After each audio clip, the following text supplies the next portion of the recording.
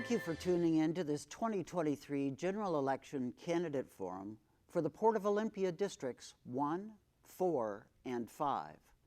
This forum is presented by the League of Women Voters of Thurston County in collaboration with Thurston Community Media. The League of Women Voters is proud to be nonpartisan, neither supporting nor opposing candidates or political parties at any level of government, but always working on vital issues of concern to members of the public and to defend our democracy and empower voters. I am Nathaniel Jones from the League, and I will be moderating this forum. Valley Needham will be our timer. This forum includes candidates for the Port of Olympia, Districts 1, 4, and 5. The Port of Olympia is a municipal corporation, also called a special purpose district, established under state law and authorized by the residents of this district. It is governed by a locally elected Board of Commissioners. Originally, port districts were established for marine transportation and commerce, but their authority has been broadened by the legislature to include general authority for economic development in the region. The Port of Olympia encompasses the entire Thurston County region. Last year, Thurston County residents voted to expand the port's Board of Commissioners from 3 to 5 members, creating 5 districts, each with an elected port commissioner. There are 6 candidates participated in this forum. The candidates for District 1 are Bill McGregor and Jasmine Vasavada. The candidates for the newly created District 4 are Chiu Gundersen and Maggie Sanders.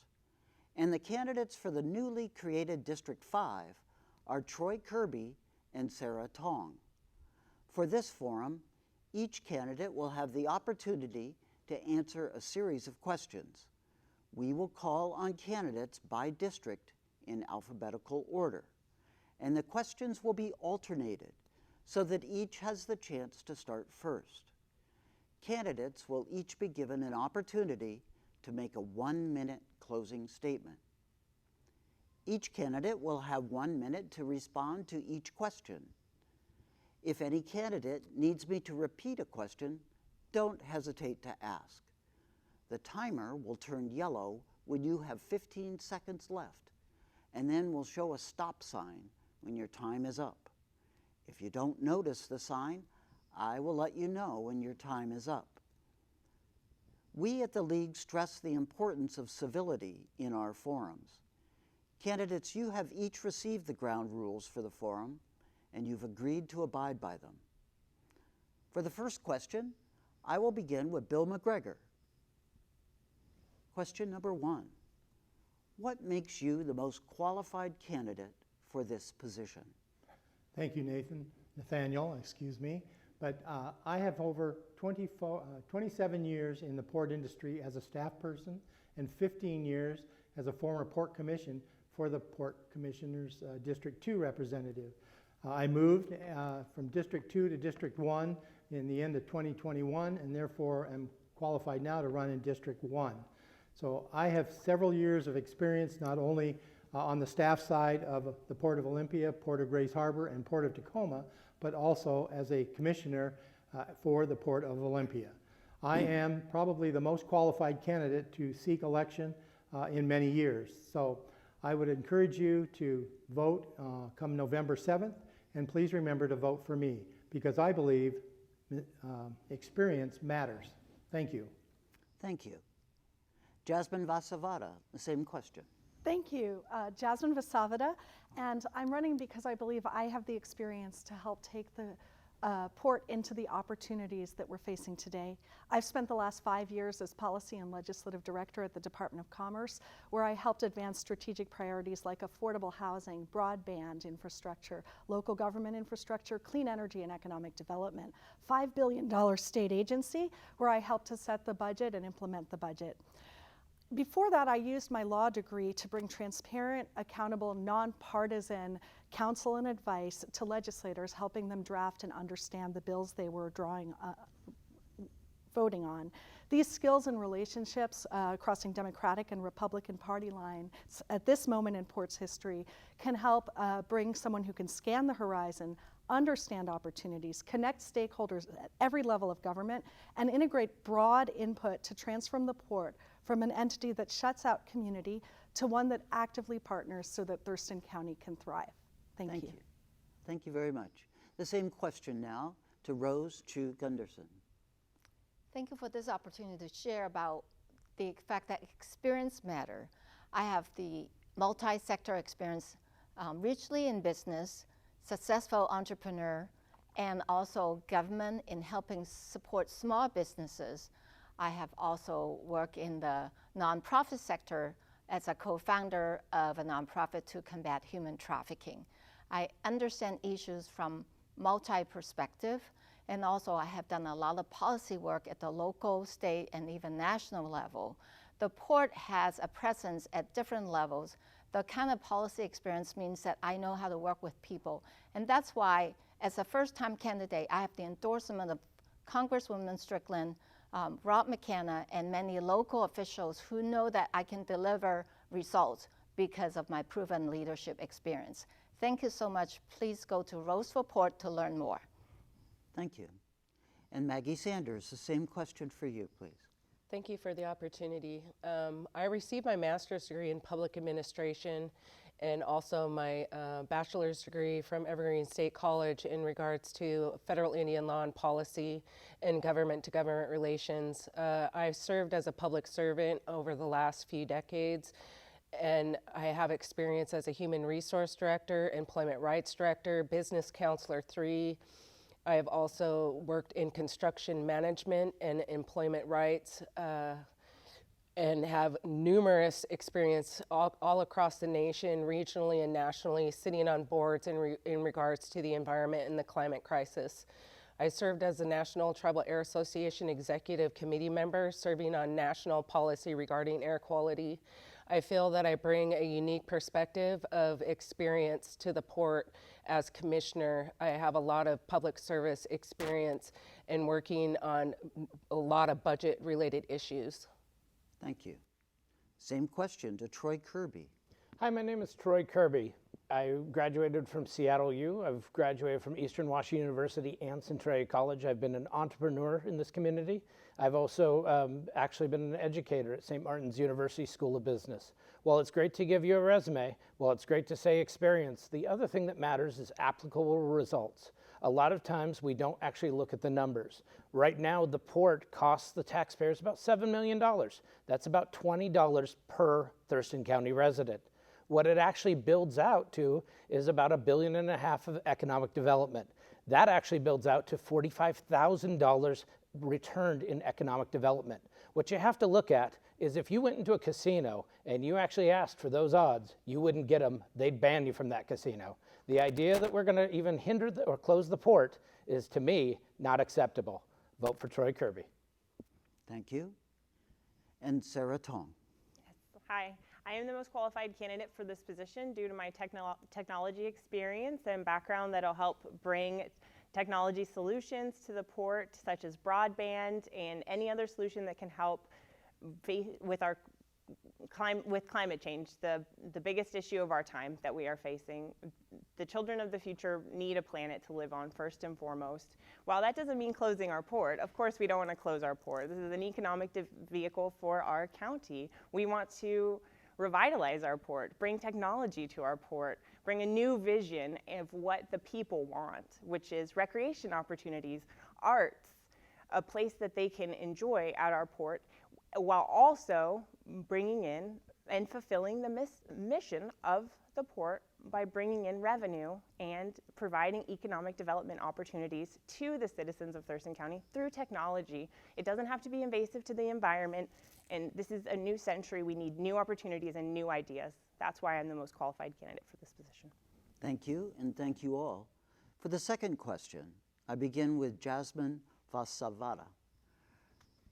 Given the mandate of bringing economic development opportunities to Thurston County, what do you believe the Port should be doing to make that happen? Thanks. I love that question. because I'm running to update the port's economic development mission for this century. And I think to do that, we really need to adopt a mission that promotes sustainable economic development while optimizing our publicly owned land, our facilities, and natural resources for broad community benefit.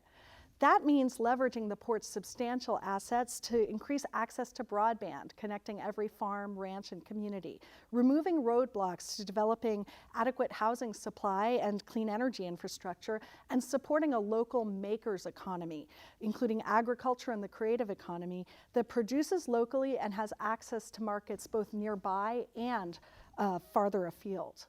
My wife and I chose Thurston County as our forever home because we had the opportunity for home ownership, access to natural wonders, and meaningful work. Let's build bridges that allow us to provide the same opportunity for all of our children. Thank you. And Rose Chiu Gundersen. Thank you.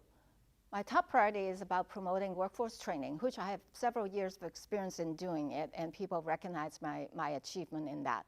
And so I'm going to promote that and partner so that we can attract diverse industries to come here.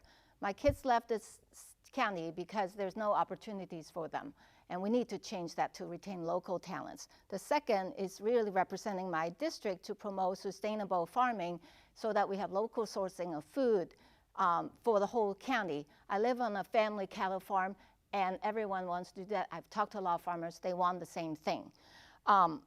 My collaborative and strategic experience tells me that I want to keep working with partners in order to achieve whether it's clean energy, environmental concerns, promoting of sustainable technology, energy source.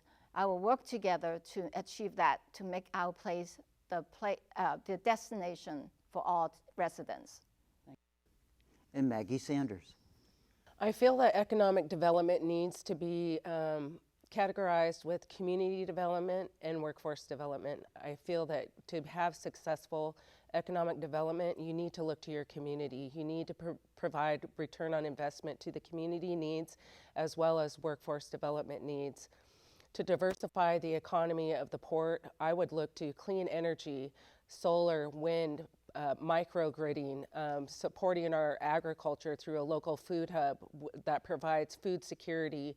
The Thurston County has lost over 70% of their farmland since 1950, and living in Tenino, it's a great concern to support our local farmers and our community. And I believe that diversifying the economy to include the local agriculture as well as workforce development needs for the clean energy and green energy to provide the technological infrastructure to be able to train our people to move on to the next workforce. Thank you. And now to Troy Kirby. Well, I think one of the things that we have to really worry about in our economy and economic development is protecting union living wage jobs.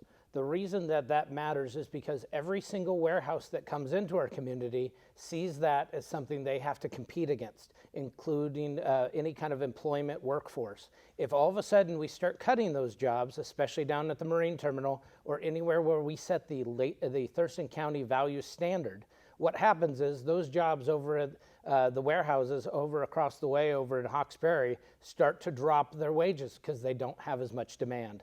That is a high concern of economic development. And the other issue that we have learned during COVID is you cannot just turn the economy on and off like a light switch or somehow change up without having a set resource of what you're going to do. Saying green jobs is great, I'm in favor of it, let's see that investment, but while we actually have the same jobs we have now. Thank you. And Sarah Tonge. Yes, I think we should diversify the economy at the port by bringing in new technology. Biden's CHIPS and Science Act has plenty of money available in grants to utilize to build worker development facilities to help train technology employees so that they want to work here and learn what they need to learn. Maybe we can also build, instead of warehouses like we have out in Lacey, maybe we can build chip semiconductor facilities. Biden's bill also has funding for that. So we need to look towards other opportunities that are available and also green technologies, so solar, wind, renewable energy, anything we could do that's helping the climate, but also driving that economic revenue. That's going to be most important. And I think really key is just looking far into the future at all of these things we are doing. What is going to be sustainable for a long time? What can we continue doing and isn't going to leave messes for the children of the future? Thank you. And Bill McGregor. Thank you, Nathaniel.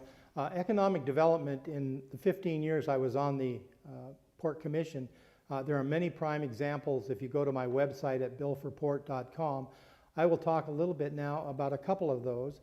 I was instrumental in getting the Lacey Makerspace going out in Lacey. Started out as a seed of an idea between North Thurston Public Schools, the St. Martin's University, Evergreen College, the EDC, and the Port. And I sat on that board as we developed that program, and now it is a very active, occupying a whole building out at St. Martin's where entrepreneurs can come in and take an idea such as, I want to build a widget, see how it works, and then maybe take it to the marketplace. So that has been a successful program, and it continues to grow today. Another one is the Small Cities program, which I instituted, that we provide some economic development money to the counties, or the cities, excuse me, of Tenino, Bakota, Rainier, and Yelm to do economic development on their behalf. There are many more ag opportunities I've also started. So with that, I'll conclude my statement at this point. Thank you. Thank you. For the third question, I'll begin with Rose Chiu Gundersen. Our third question is, what are your views on the types of cargo the port should encourage or discourage? Thank you. Diversification is the key word. In the July port meeting, the terminal manager talked about possibilities and potentials. The supply chain market fluctuates often. And during the pandemic, there was a huge shipment of variety of bulk, break bulk shipment coming in because container ships were stuck in the mud of Suez Canal. And so it was a strategic opportunity that our port offered. And looking at that, we should really consider we are a strategic location for supply chain opportunities, and also look at all the Costco, Home Depot, Amazon warehouses. They're talking to the port about shipping through the port, and we need to increase some warehousing to make it justifiable so that we can diversify. Warehousing is here to stay. We need to take that opportunity and continue to diversify. Thank you. Thank you. Same question to Maggie Sanders. Looking at the port and the shipping of cargo, I feel that there needs to be a lens of environmental stewardship in regards to the port's activities and what they import or export. I feel that there needs to be a lot of support in the food. A lot of ports import and export rice, farm foods that support our local economy. I feel that there could be solar, wind import and export. There's sustainable ways that the port can diversify and look to as in regards to cargo shipping. There's so many different opportunities, microgridding, working with our local communities and meeting their needs of what they would like to see, what the port could import or export. It's a driving economic opportunity that I feel that the port is lacking in deficit in retaining contracts in regards to what the port does. And I also, thank you. Thank you. Troy Kirby. I think the port has, especially the marine terminal, which always becomes a target, has some issues. And one of them is whether or not to have a declaration that they won't accept military equipment, which has become caustic in our area for certain reasons, also oil sands equipment. That being said, one of the reasons we do have Weyerhaeuser, the third largest logging company in the world, down there, is because otherwise they would truck all of that up to Tacoma. That would actually probably block and turn I-5 into a parking lot, especially around the Nisqually Bridge. The thing is that it's a transportation hub for a reason. It transports stuff in and out. We should also look at the fact that we have warehouse tonnage space that we need to add. Right now, they've been looking at 50% increase. That means going through more of SEPA stuff, more environmental. But they should actually look at why they're accepting that and what the needs of a third or fourth line of business are. We can't just rely on labor, stoppage at all, or the fact that we have the current cows going to Vietnam or logging as being the only source of resource. I agree with that, but we can't also just turn it away. Thank you. Sarah Tonge. Yes. So at the port, we should continue to accept the shipments that we are and continue working towards the break bulk warehouses that they are planning to build or maybe building in the future. But as far as shipments go, we need to look at things with an environmental and community-focused lens. Are the things that we are shipping good for the environment? Are we making environmentally conscious decisions long-term with what we're bringing in and bringing out? And then also community-focused. So do we have the ability to serve the community's needs with our port, emergency and otherwise? Agriculture, food, all of the community's needs should be considered when we're talking about what we're shipping in and out of our port. Thank you. Same question to Bill McGregor. Thank you. Cargo is something that I have been involved in for 42 years, obtaining it, marketing it, operating within the confines of what's needed to be done to handle the cargo. And I can tell you that we have plenty of opportunities, some that we pass by, simply because the cargo is not amenable to what we can do to protect our environment. And I'll give you a prime example of that. When we had an opportunity to quote on some steel, scrap steel came in. We were given the opportunity to quote on it. We did not, because the runoff from that scrap steel would be contaminating the water sources flowing off the dock into the Bud Bay. And we've already had to take precautions with the log shipments to make sure we treat everything there. So that's something we have not done, but we have done other things, such as the recent cargo of 18,000 tons of eucalyptus paper that has come in that will be going to places in BC, Oregon, and in Spokane. So we're kind of a central point there for that kind of distribution. So with that, there's plenty more. Please go to my website. Thank you. And Jasmine Vasavada. I should take a minute to say my website is jasmineforport.com. Thanks for this question, and I want to take a second to contextualize it, because I think some of the issues my colleagues have raised about the historic dependence, for example, of our marine terminal on exporting or shipping fracking sands for the Bakken oil fields that have now dried up, and the controversy that surrounded that kind of means that we have a big focus on cargo. It's one of the questions you've asked today. But today, right now, there's, for some context, there's about 200 jobs that are maritime cargo related in our county, 5,000 related to the airport and the New Markets campus, and 26,000 state jobs, state employees.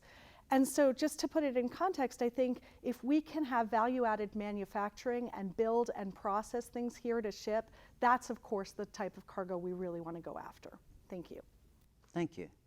Our fourth question goes first to Maggie Sanders. How would you describe the role of port commissioners in supervising the port's executive director? As a human resource subject matter expert for several years and employment rights director, I feel that looking to internal policy and procedures and looking at revising policy and procedures to fit the role of the executive director and being active participants in the oversight of the director is extremely crucial and important in that person's ability to carry out their duties. I have experience writing personnel policy and procedures, as well as progressive discipline and a supervisor's guide to coaching and counseling. And so with that being said, I feel that looking to internal policies, the role of the commission is to have oversight of that position and take corrective action as needed, and be a support in whatever unmet needs that they might have, and be supportive of that position. Thank you. Troy Kirby. I think there is a little bit of a dynamic here that's opened up with opportunities of having 5 commissioners instead of 3. Right now, the 3 commissioners actually have to go through the executive director even to communicate with each other if it's not an actual meeting, because of how public meeting laws are. With 5 commissioners, that actually allows for subcommittees.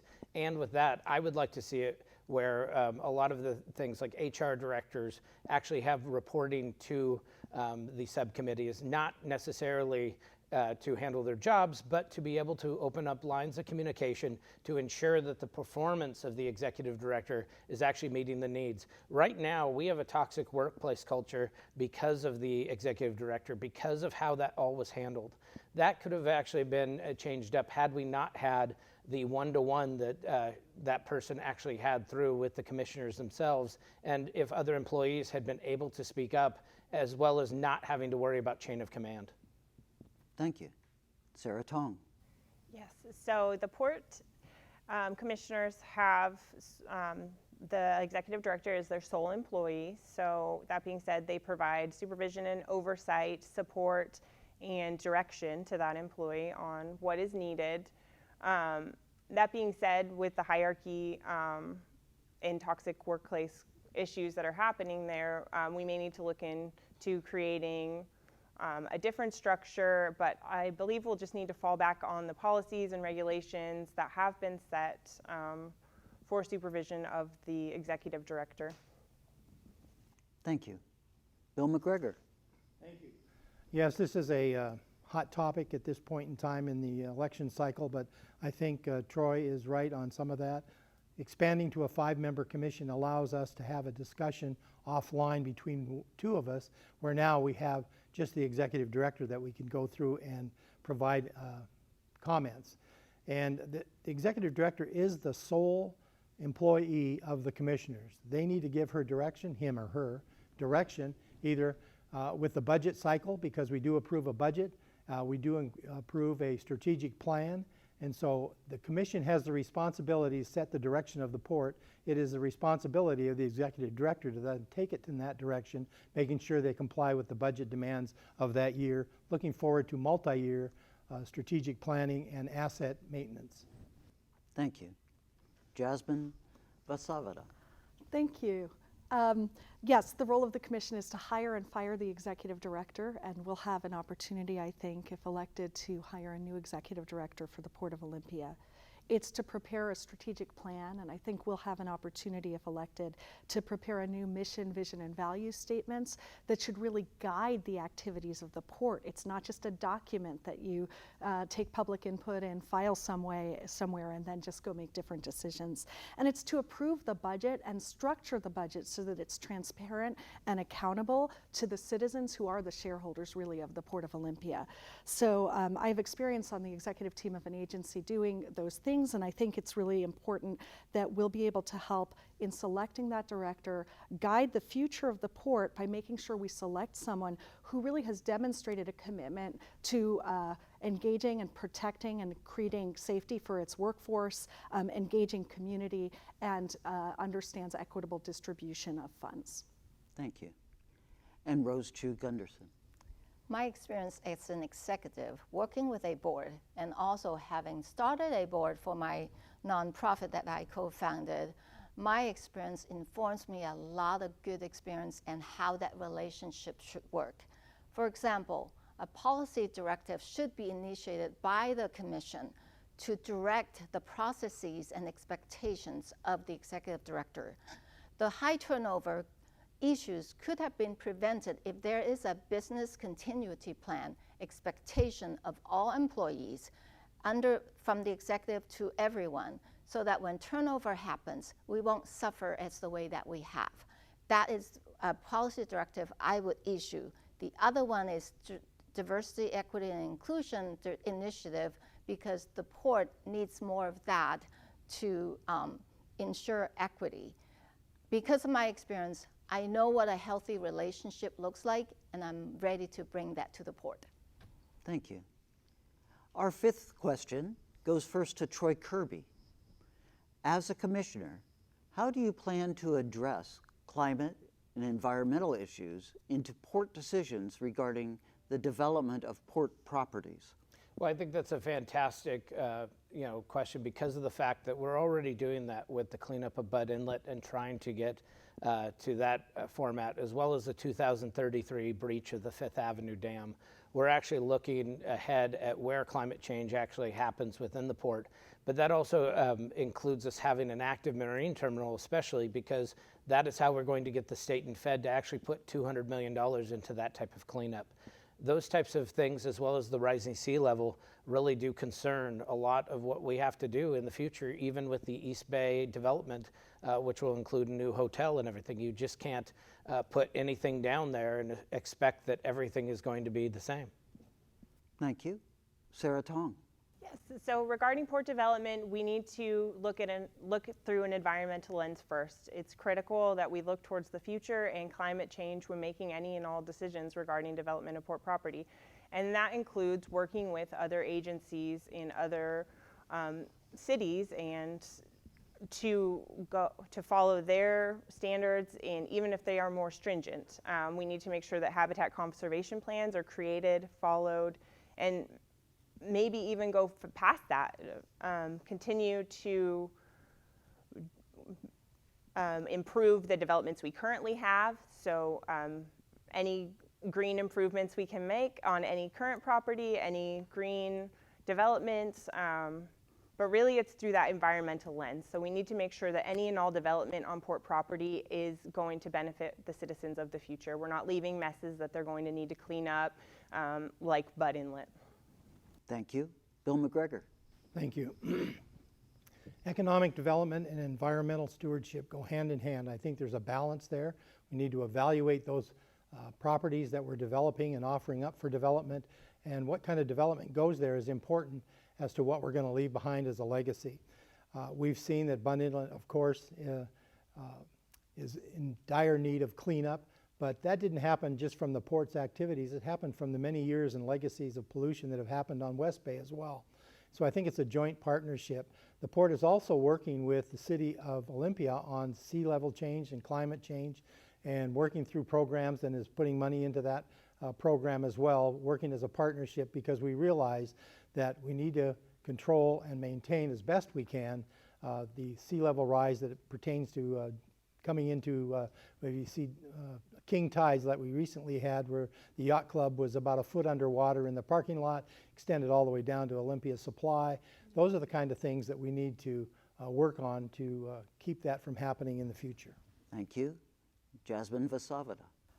The environment, and specifically climate change, is the crisis of our generation and probably generations to come. And the port has $500 million in public assets, largely real estate assets, that it can leverage to help catapult us into the clean energy future, to help recruit clean tech manufacturing businesses, to devote to incubator space, and to help us successfully provide match to chase about $370 billion of federal infrastructure investment that is now available to help address energy security, reduce emissions, increase innovation, and support environmental justice. In addition, restoration of the Deschutes estuary is absolutely our obligation, but it will have environmental benefits, bringing recreational opportunity and restoring our fisheries. Finally, when the port leases space that might have an impact for a generation and 75 years, we need to be taking into account the long-term environmental impacts of those decisions. Thank you. Rose Chiu Gundersen. From what I study about the port, they have been very involved in environmental concerns. For example, the Sea Level Response Team, they have been a partner. And the Broadband Action Team, they have been a partner of that. And broadband is not a new item. The POCAT, the Port Citizen Advisory Committees, is full of scientists who are going to be supporting the port to do the very work they need to do. What we need from leaders at the commission is someone who really has the understanding of complex issues in order to make sound decisions. At a personal level, I represent the District 4 where the airport is located. I've already started working with policymakers on coordinating and working to eliminate lead fuel use with piston engine planes. I care about my District 4 and the residents around it. I'm already working on it. It's my personal core value, and I live it out in the way I live, in the way I'm going to do things. Thank you. Thank you. Maggie Sanders. As an environmental champion for over a decade, I would like to work in partnership with the local businesses and community organizations to help best serve our beautiful region. With collaboration and responsible environmental stewardship, we can implement proactive programs that help tackle this climate crisis. and protect our land and waterways. I would like to integrate environmental policies and considerations into all aspects of the port's strategic planning, as well as business decision making. These considerations are vital to the socioeconomic and environmental heartbeat of our region.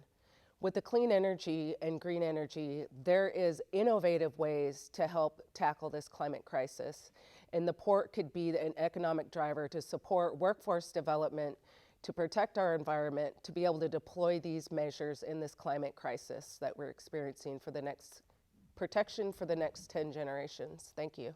Thank you. The sixth and final question goes to Sarah Tonge first. What do you see as the port's role in the development and updates of the county's and the city's comprehensive plans? When it comes to the port being a part of county and city's comprehensive plans, we should definitely be supportive and helpful in their development when it comes to port properties. As the largest landowner in Thurston County, we're definitely going to need to collaborate with the leaders of those counties and cities on what the port needs are and what the environmental needs are within our areas, and work with them and collaborate on what we can give and what we can take. Since it is the county and city plans, their comprehensive plans, we're going to need to work together with those counties and cities to set environmental standards so that on all of our lands we are thinking of the future generations, and continuing to just work and make sure that things are clean and available and here when we need them. Thank you. Bill McGregor. Thank you, yes. The port has a lot of acreage in a lot of areas of this county, and as such that we need to abide by and be a part of comprehensive planning as it reflects to the codes and developments that will happen in those various areas. We have property in Tumwater, we have property in Olympia, we have property in Tumwater, and of course we have the properties that we're working with the ag products out in Tenino. So we need to be aligned with what the comprehensive plans are and have input into those. One of the things the port has to do every year is do a comprehensive scheme of harbor improvements. Now that is a plan that says this is the things that we're going to be doing, and we even have to have involved in there, as strange as it may seem, the airport is a part of that comprehensive scheme. So harbor improvements means all of the port's jurisdictions that they have, it needs to be involved in that planning process, and it has to be published every year as part of the budget cycle. So aligning ourselves with the county and city comprehensive plans, it goes hand in hand with our comprehensive scheme. Thank you. Thank you. Jasmine Vasavada. Thank you. I agree with my opponent that it's important for us to align ourselves and help support the city and county's comprehensive plans. Right now, local jurisdictions are planning for housing need and for climate mitigation in ways they've never planned before. And the port can be really an asset to helping achieve the goals they're going to be setting. One thing I've seen in current commission planning documents is that farms continue to be under significant pressure. We have about 1,000 farms in Thurston County, and saving our rural lands and our rural businesses so that they can continue to produce is of significant concern. 95% of farmers surveyed mentioned the development pressure that they're facing. So I think one of the things that the port can do is really help support our rural agricultural economy, and in the clean transformation, clean energy, help with reducing vehicle miles traveled by embracing new opportunities with transportation electrification, aviation at the airport and at the marine terminal, possibly fast foil ferries. Look to how we can help move passengers more efficiently and with less carbon emissions. Thank you. Rose Chiu Gundersen. Thank you. I'm looking forward to the county's comprehensive plan redevelopment for the 2030, 2040 era. I attended one of the meetings. One of the big concerns is the land conversion that's been happening and developing policies. There's a lot of rural land, including some of the land the port has, like where Tonge is going to develop.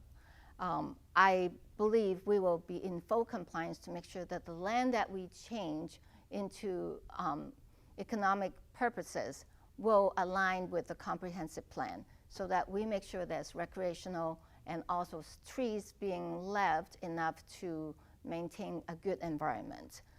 Overall, I am a strategic collaborative leader that are known to the community. I have no problem that the port will collaborate very well with the county because under my leadership. Thank you. Thank you. Maggie Sanders. Yes, I feel it's very essential as a person of over decades of government-to-government relations and providing strategic planning and SWOT analysis in regards to planning. I believe that driving collaboration and partnerships with the port being the largest landowner, its fingers are in every county. It touches everything. It touches all the community. And so I believe it's very essential to have a coordinated community response to what the port does. And by providing the collaborative comprehensive planning is critical to even move forward as a port in making decisions, because it impacts the communities that we're elected to serve. And I feel that as a person that has worked on government-to-government relations, that it's very important to be a part of these planning processes because it affects everyone in our community, and it's essential. Thank you. Thank you. Troy Kirby. Well, I think one of the things that we could look at is Tumwater as an example. It's pretty much landlocked by a lot of port property. Anytime that the port has actually done things for economic development to help that city, because Tumwater can't pay for its fire and police right now, they've always had people that have fought it, and they've always fought it from the outside, such as the Swire Coca-Cola deal, or the fact that the Panantone even puts an option on land. And some of this comes from a little bit of a weird scenario, because if you go up to the Capitol Auto Mall, every new Hyundai that comes out, that's where most of the sales tax comes from the city of Olympia, but yet they act like they're more environmentally standard. You cannot just have it to where you say things, you actually have to live them. And I would actually like to go for a real standard, not just one city's idea of what every other city should follow when they're not following it themselves. Thank you.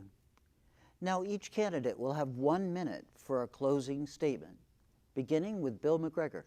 Thank you. First, I want to thank the League of Women Voters and Thurston Community Media for putting these panels on. I think they're important for people to be able to view and learn and hear from the different candidates.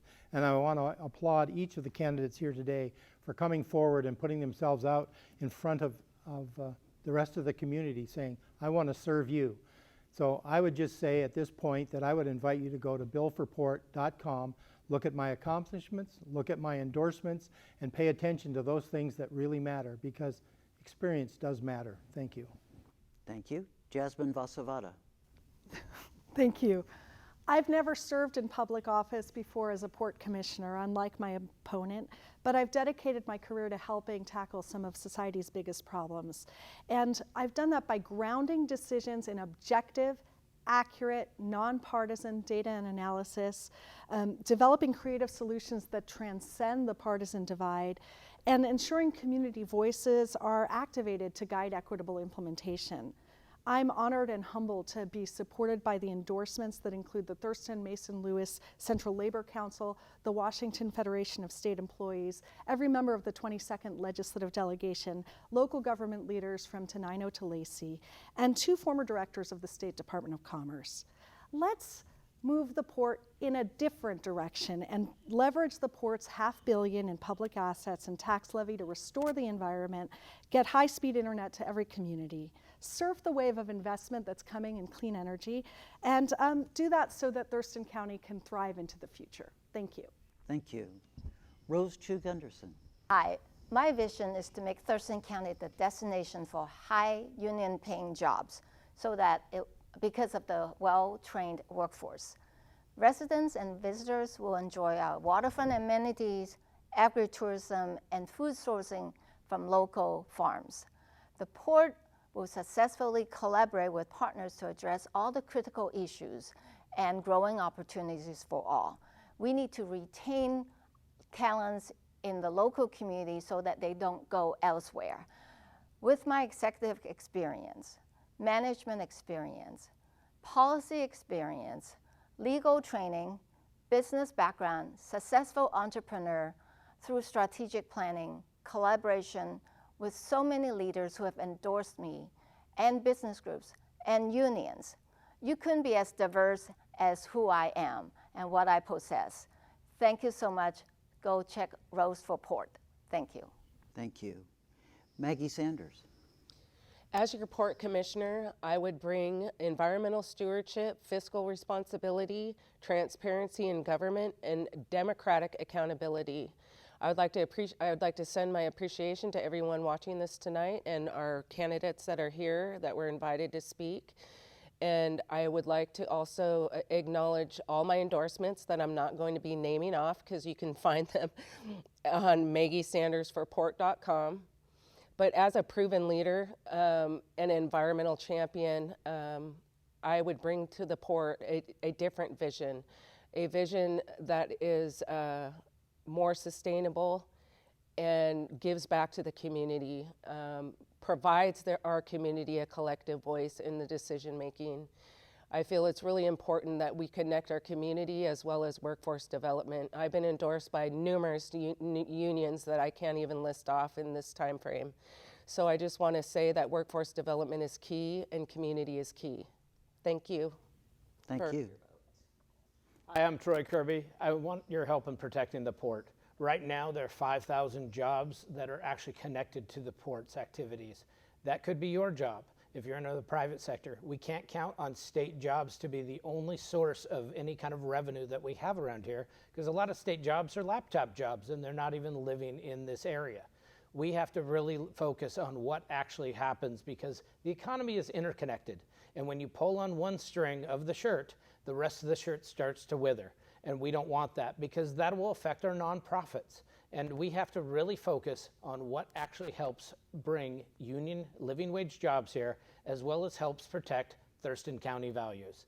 I've lived in this community for a long time. I've been really excited at the fact that we have 5 people that are actually going to be on a port commission, and all of the people here have been great. I think that creates dynamic discussion, which is a Thurston County value.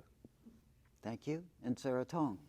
Yes, as Port Commissioner, the first one in District 5, I would like to bring technology solutions and help solve problems at the Port of Olympia.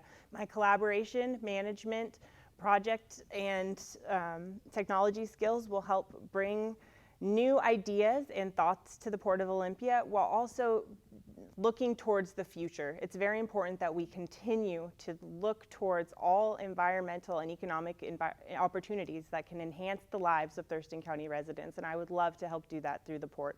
Please continue this conversation with me, learn more about my endorsements, reach out at sarahforport.com. Thank you.